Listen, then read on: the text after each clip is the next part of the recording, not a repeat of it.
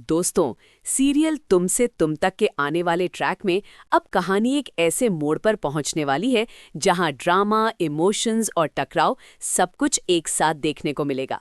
एक तरफ जहां अनु ने आखिरकार मीरा को ऐसा करारा जवाब दे दिया है कि मीरा की बोलती ही बंद हो गई है, वहीं दूसरी तरफ अब अनु के सामने शुरू हो चुका है उसकी जिंदगी का सबसे बड़ा चैलेंज। क्योंकि अगर उसे आर्यवर्धन से शादी करनी है तो अब उसे हर हाल में हर्षवर्धन को मनाना ही पड़ेगा। लेकिन ये काम बिल्कुल भी आसान नहीं है, क्योंकि हर्ष इस रिश्ते के सख्त खिलाफ है। उसे लगता है कि अनु की वजह से आर्या की जिंदगी खराब हो सकती है, और यही कारण है कि वो इस शादी के लिए किसी भी हालत में हाँ कहने को तैयार नहीं है।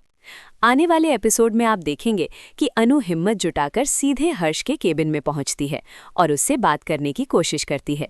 लेकिन जैसे ही वो अपनी बात शुरू करती है, हर्ष गुस्से में आ जाता है और बिना उसकी पूरी बात सुने ही उसे केबिन से बाहर निकल जाने के लिए कह देता है। उसके शब्द इतने सख्त होते हैं कि कोई और होता तो शायद वहीं हार मान लेता, लेकिन अनु हार मानने वालों में से नहीं है। वो चुपचाप केबिन से बाहर आ जाती है, लेकिन जाने की बजाय वहीं खड़ी हो जाती है। वक्त धीरे धीरे गुजरता जाता है, 1 घंटा, फिर 2 घंटे, लेकिन अनु अपनी जगह से हिलती तक नहीं। उसकी आंखों में थकान जरूर दिखाई देती है, मगर दिल में अपने प्यार को बचाने की जिद और भी मजबूत होती जा रही होती है। ऑफिस में आने जाने वाले लोग उसे हैरानी से देखते हैं कि आखिर ये लड़की इतनी देर से यहाँ क्यों खड़ी है। वहीं ये सब देख रहा होता है झंडे, जिसे अनु की हालत देखकर बहुत बुरा लगता है। उसे समझ आ जाता है कि हर्ष उससे बात करने को तैयार नहीं है और ये लड़की सिर्फ उम्मीद के सहारे यहाँ खड़ी है। आखिरकार झंडे ये बात जाकर आर्यवर्धन को बता देता है कि अनु पिछले 2 घंटों से हर्ष के केबिन के बाहर खड़ी है और हर्ष उससे मिलने तक को तैयार नहीं है। ये सुनते ही आर्यवर्धन का दिल बैठ जाता है।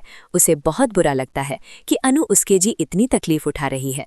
वो तुरंत ऑफिस पहुंचता है और केबिन के बाहर खड़ी अनु को देखकर उसे समझाने की कोशिश करता है कि उसे ये सब करने की कोई ज़रूरत नहीं है, वो खुद हर्ष से बात कर लेगा। लेकिन अनु उसे रोक देती है और कहती है कि जब आपने मेरे पापा को मनाने के लिए इतनी मेहनत की थी, तो क्या मैं आपके भाई को मनाने के लिए इतनी कोशिश भी नहीं कर सकती?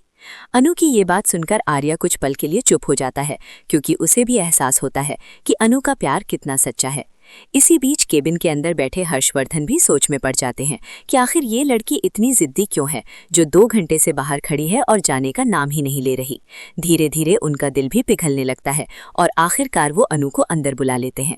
अब यहाँ से शुरू होता है कहानी का सबसे दिलचस्प और भावुक पल। अनु जब केबिन के अंदर जाती है तो वो बहुत शांति और समझदारी से अपनी बात रखना शुरू करती है। वो कोई बहस नहीं करती, कोई आरोप नहीं लगाती, बल्कि एक कहानी सुनाती है। एक ऐसी कहानी जिसमें भगवान, विश्वास और सच्चे रिश्तों की बात होती है। अनु इतनी सच्चाई और दिल से वो कहानी सुनाती है कि हर्षवर्धन भी उसे ध्यान से सुनने लगते हैं।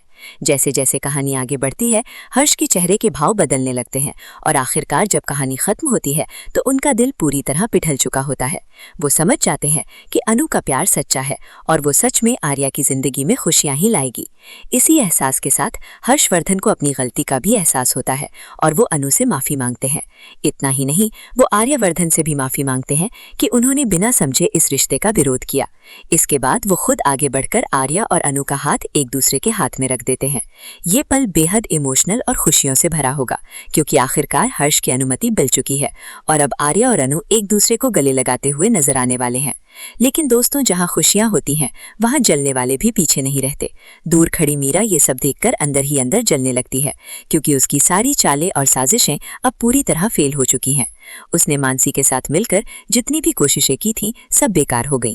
अब उसके पास समझ नहीं आ रहा कि वो आगे क्या करे। दूसरी तरफ मोहल्ले में भी अभी तक माहौल शांत नहीं हुआ है।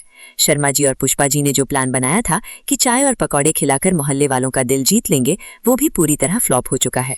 मोहल्ले के लोग पकौड़े खा तो लेते हैं, लेकिन साफ कह देते हैं कि वो इस रिश्ते के लिए कभी नहीं मानेंगे।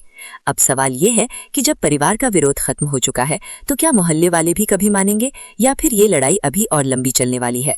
अब देखना बेहद दिलचस्प होगा कि आखिर कब खत्म होगा ये संघर्ष और कब शर्मा जी और पुष्पा जी को मिलेगा मोहल्ले वालों का साथ। तो दोस्तों, आगे की कहानी जानने के लिए जुड़े रहिए आपके अपने चैनल UR TV के साथ और देखते रहिए सीरियल तुमसे तुम तक के लेटेस्ट अपडेट्स।